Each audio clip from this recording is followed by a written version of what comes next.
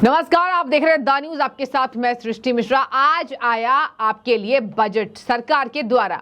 अब भेदभावपूर्ण इसको बताया जा रहा है, कांग्रेस की कॉपी बताई जा रही है, कुर्सी बचाओ बजट बताया जा रहा है। इसी बीच आपको बता दें, कल सदन में विपक्ष का एक और ड्रामेटिक आप सीन देखेंगे। कल होगा हंगामा।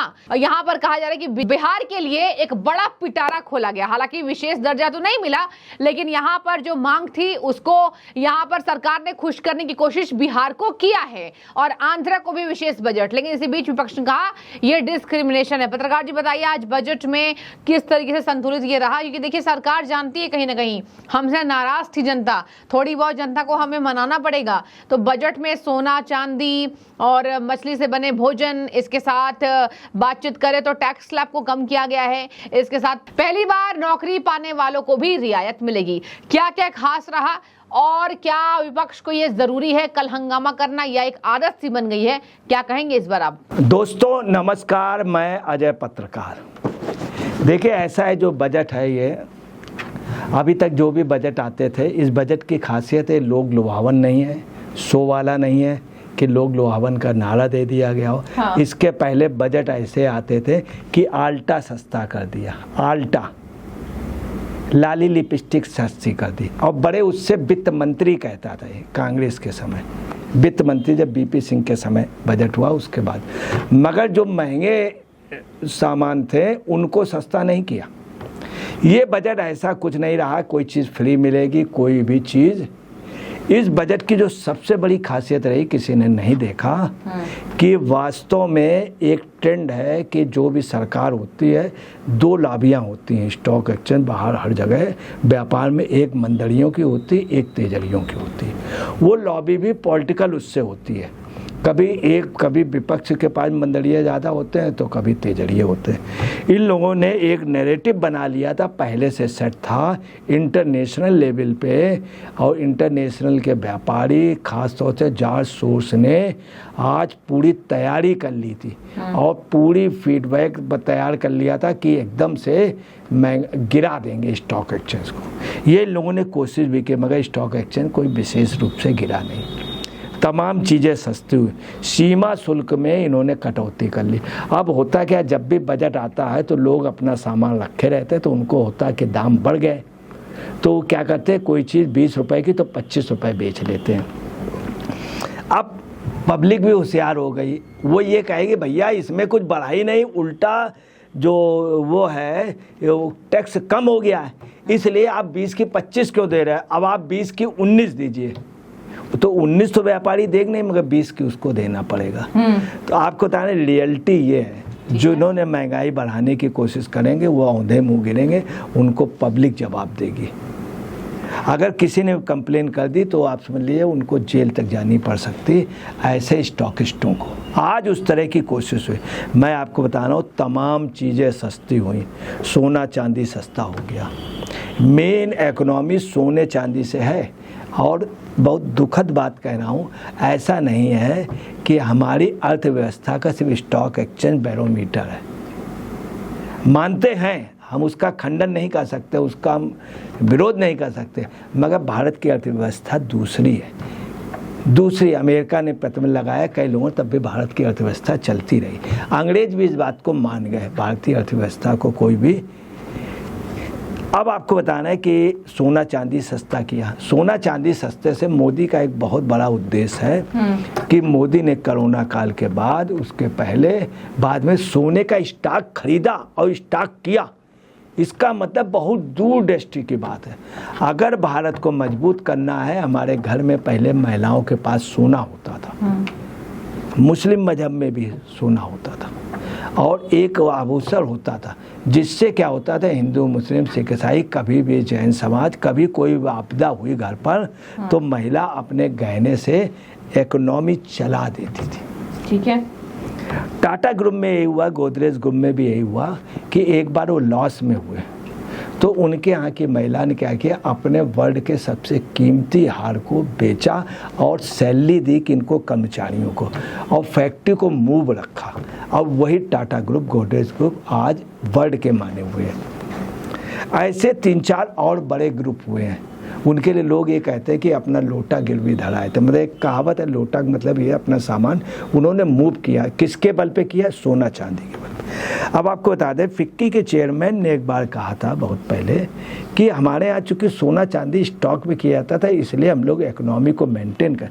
मोदी ने वही काम किया, सोना चांदी को सस्ता कर दिया। आज मैं आपको बता रहा हूँ, आज की अभी की डेट लोग दौड़ रहे हैं चांदी की दुकान में, सोने की दुकान में दौड़ रहे हैं। आज ये है पोजीशन। मैं अभी की आपको बता रहा हूँ, चर्चा हो रही थी कि लोग अपने छोटे बच्चे के लिए चांदी की कटोरी लेने गए, चांदी के गिलास लेने गए। कई जगह लोग अपनी बहू को चांदी का दे रहे हैं, कुछ लोग सोने का। तो इससे इकोनॉमी मजबूत होगी। दूसरी क्या है, मोबाइल के रेट सस्ते कर दिए 15%।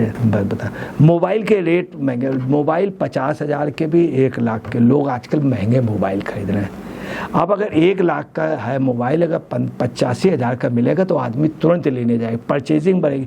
मोबाइल पे वर्ल्ड में सेकंड नंबर पे, फर्स्ट पे पहुंच गए। अब इससे क्या होगा, मोबाइल हमारा इंटरनेशनल लेवल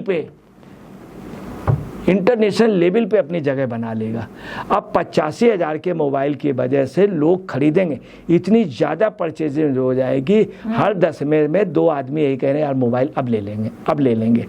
तो मोबाइल लेंगे तो भारत से ही खुद इतनी परचेजिंग हो जाएगी, मोबाइल इंडस्ट्री पर इतना पैसा हो जाएगा कि प्रोडक्शन बढ़ाएंगे। अब वो बाहर सोचेंगे कैसे हम ब्राज़ील में बेचें, कैसे हम इथोपिया में बेचें, कैसे हम नाइजीरिया में बेचें, कैसे हम दूसरी आपको बता रहे हैं, हम मोबाइल USSR में भी बेचने जा रहे हैं, अरब और यूरोप की 6 कंट्रियों में बेचने जा रहे हैं। आज की स्थिति, इसको सस्ता किया, कैंसर की दवाई को सस्ता किया। कुछ राजनीतिक नेता क्या कह देते थे, अभी हम जेल में नहीं जाएंगे, पैरोल पे आए, कैंसर हो सकता है, तो लो तुम्हारी दवाई सस्ती कर दी। अब आपको तो दिल्ली में कुछ नेताओं के साफ सूंघ गए, चलो दवाई भी सस्ती कर दी।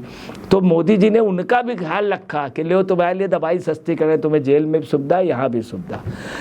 अब आपको बताना है कि एक्सरे इन्होंने सस्ते कर दिए हैं, प्लेटिनियम सस्ता कर दिया है, लिथियम की बैटरी में सबसे बड़ा जो काम हुआ लिथियम, मैं आपको बता रहा हूँ, नोट कर लीजिए, वर्ल्ड के सबसे बड़े लिथियम के एक्सपोर्ट करता हम होंगे।